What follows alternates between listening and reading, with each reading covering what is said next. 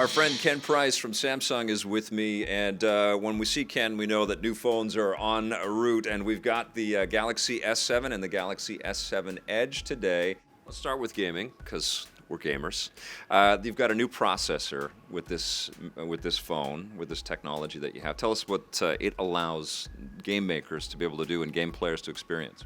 So first of all, we build a lot of horsepower. Like the processor that we build, the amount of memory we provide, 4 gigabytes of DDR memory. And the screen technology that we have, there's always been an underlying hardware ability. Now we've also implemented the Vulkan API, which you might find on higher-end gaming PCs. And that's going to allow games that are deeper and richer and more PC-like. Okay, very cool. Now you have two different versions of the tech. You've got the S7 Edge and you've got the regular S7, which has a bit more of a familiar form factor. But the Edge, I think, is kind of an exciting story. You guys launched it last year with the S6. How has it been sort of adopted in the Samsung universe out there, the users?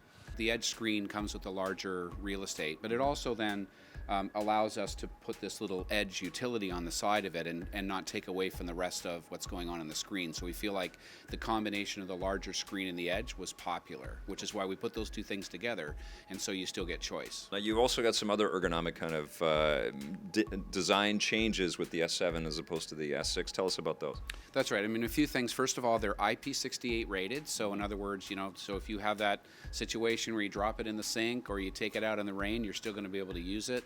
So it means that we can, basically put the phone in water in 1.5 meters of water for 30 minutes and it's still usable, which is we've demonstrated many times. That was a very impressive demo, actually. The whole time he was spieling about the phones, they had another one in a little fish bowl and then they pulled it out and started playing with it. It's incredible. That's right. We showed you that it was useful after that. It was a magic trick. Yeah, absolutely. Yeah. So that part's good. And the other aspect we've restored is around the ability to add memory. So it's easy to add secondary storage into the devices. So we support up to 200 gigabytes. So 32 on the device, 200 you can add, and then we also provide through OneDrive a service to our users for another 100 gigabytes of storage. So lots of places to store memories, apps, and things that you want to do. So that was one of the criticisms about the S6 is that you couldn't expand the storage and you guys had locked storage models. Now you can pop an SD card in there and have as much storage as you want, basically. And the other little things too, like the camera, we have this fantastic lens on here, really great for low light conditions and for really quick focusing.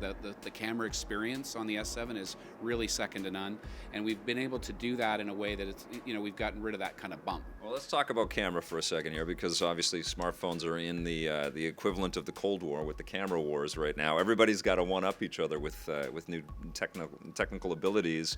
What have we got in the S7 Edge that we've never seen before in a smartphone? Well, really two things. Rather than focusing on just moving megapixels forward on resolution, really fast autofocus, implementing technology you'd find on higher-end DSLRs. And the second thing we've done is really provide a wide aperture and larger pixel sizes on the sensor, and the benefit is really low light conditions. You guys have had a great deal of success already with Gear VR. It launched last year, and there's been a lot of great hype and buzz about this. How has it been doing in Canada? We really want people to try this out. It's ready for the mainstream. It's easy to use and quite impressive when you take that step and put these goggles on. You're not having to invest in a huge PC infrastructure. And listen, I think for some people who want that full gesturing, gaming, interactive experience, there's lots of room for that. For us, this is about immersing yourself in a memory, and that's really what the Gear VR does for you. And that's the other thing that you guys kind of showed off here is that you're kind of also taking this camera approach on a whole other level with this secondary camera, this 360-degree camera. What are you guys calling that? Well, we're calling it the Gear 360, and it's just two 180-degree cameras that are basically fused together, and with very powerful software. So we think that's going to create a whole new world of memories that will be, you'll be in the memory rather than looking at the memory from third party. The difference between, going from photo to film and now from film to immersive video. I think that's the kind of experience jump and emotion that we hope to get. I mean, there's so much hype around VR this year. Obviously, we saw the sale price that Oculus went for when Facebook scooped them up, and PlayStation's got their thing, and we've got the Vive from HTC right now. Is Samsung just kind of testing the water right now to see what the appetite is for this? Because from my perspective, this idea of untethered VR seems like the natural future, and mobile is so far ahead with its shrinking processors and its It's power, it's horsepower built into these little screens that are already in front of our eyes for 24 hours a day. It seems like the natural evolution for where VR could go. But is Samsung kind of just treading this road a little carefully right now? Would that be your perspective? Well, I think we've been a little bit more aggressive than that, and I think you hit on the right point, which is that we think there's a mobile experience. Because we have the processing and the screen technology to be able to do that well, we can. And so that gives us a chance to make an accessory. So you don't have to make a big investment to try this out or to see what it'll be like. And so far, I mean, people that have tried it out have just been blown away. Like, we do have this great partnership with Oculus, which really gave us a leg up because they've done so much work in this area, games and videos and film already. We've now done our own things, and we've been partnering with sports leagues, and in other scenarios, we're going to bring that content forward. But it's really the user-generated content, I think, that will make this take off, and we're right on the edge of that. I have to ask this question about the sort of year-to-year kind of cycle of these phones dropping. How much of your customer base makes that investment every year?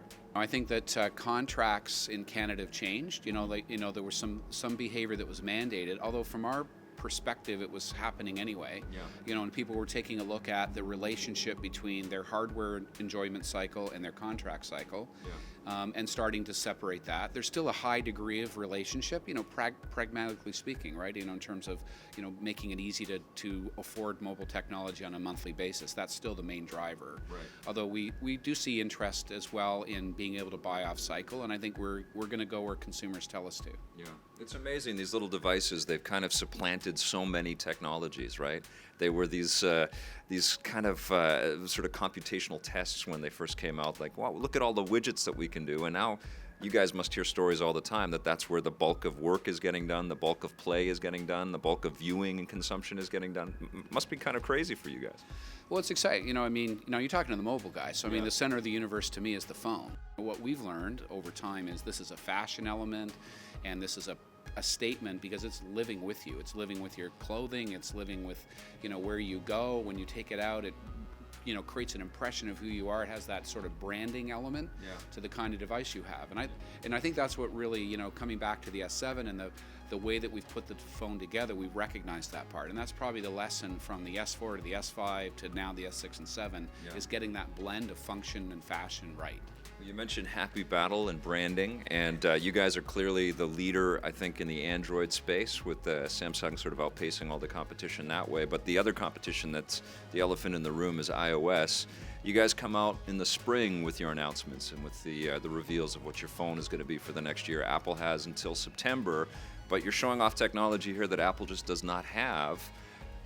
How do you sort of beat them at their own game and draw some of their customers to your phone? No, it's a good question. I first of all, we obviously hope that people will choose us. And we work really hard and think we have lots of advantages. Picture taking is one that we would invite a direct comparison on based on what we've decided to do. We think that is a real edge, and it's very important. I think we've also done some things on customer service utilities on our device, and we've also made it really easy to switch. So we know that probably you have a smartphone, and as I'm talking to you, now you're contemplating your next buy. And so we've done things like make Smart Switch really easy to use. So the ability to move all of your data apps, contacts, and music files and so on, whether it's an iOS, a BlackBerry device, or an Android device, from your old device to your new device, and to do that quickly. So that's the way I think we've acknowledged that you're going to be doing switching of some kind. Hopefully, more people switch to Samsung, and that's our job, then to get this great story out. That's crazy. And right now you're offering people a free Gear VR headset if they pre-order the phone.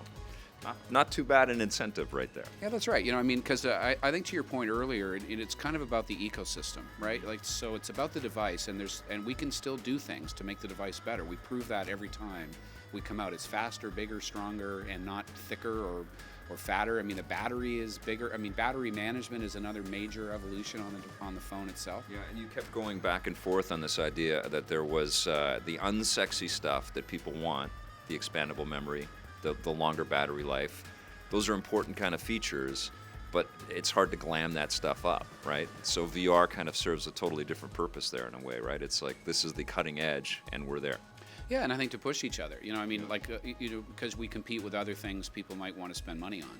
in a way. So do I get a more powerful phone, or do I get a less powerful phone and buy something else that accomplishes the same thing? So for us, it's, if you make this investment, we'll try to make that pay off in as many ways as possible. Awesome. Ken, always a pleasure, man. Thank you. Really nice talking with you. Hey, thanks for checking out that video on our EPN channel. It's just one small part of the things that we make around here. So if you liked it, don't forget to check out some of our other vids and hit that subscribe button.